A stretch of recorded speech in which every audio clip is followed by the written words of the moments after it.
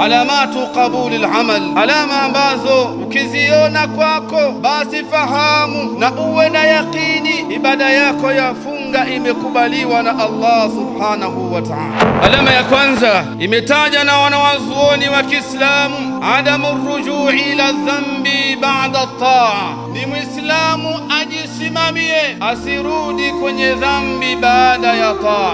Man istaghfara bilisanihi wa qalbuhu ala almasiyati maqudun wa azmuhu an yarji'a ila almasiyati ba'da ash-shahri wa ya'ud fasawmuhu alayhi mardudun wa babu alqabuli fi wajhihi masdud.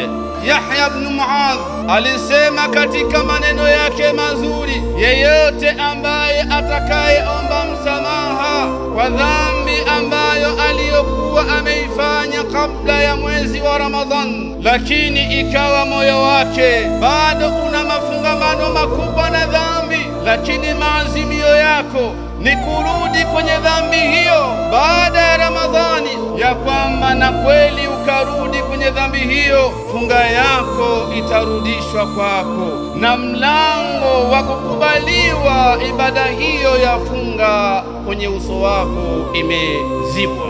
Alama ya pili, alkhawfu min adami qabuli al-amal.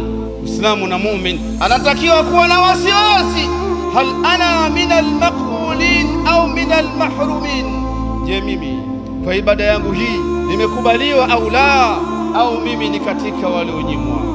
Ndiyo maana watu wema waliotangulia ilikuwa wakifanya ibada hii ya funga, pamoja na kwamba nguzo wametimiza, pamoja na kwamba masharti wametimiza, wana uchamungu mkubwa waliokuwa nao, baada ya Ramadhani walikuwa wakimuomba Allah awatakabalie ibada ya funga hii kwa muda wa miezi 6. Wanalia amtakabalie ibada yake ya funga, kwa sababu ana hofu, huenda mimi nimefanya lakini na kufanya kwangu sijakubaliwa. Sasa miongoni mwa alama ni baada ya Ramadhani ufanye ibada zingine baada yake. Man sama Ramadhan thumma atba'ahu 6 min Shawwal fakaannahu sama ad-dahr, yeyote ambaye atafunga Ramadhani kikweli kweli kisha baada ya Ramadhani akafuatisha siku 6, afahamu malipo ya funga yake kwa siku 36 ni kwamba azingatiwa kana kwamba amefunga mwaka mzima. Lakini siku ya Jumatatu na siku ya Alhamisi, masiku meupe kila mwezi, tarehe 13, tarehe 14, tarehe 15 kwa kalenda ya Kiislamu, ni funga hiyo bado ipo kwa Muislamu, inamhusu na kuendelea kufanya baada ya Ramadhani, ni kuonesha ibada yako ya funga Allah ameikubali.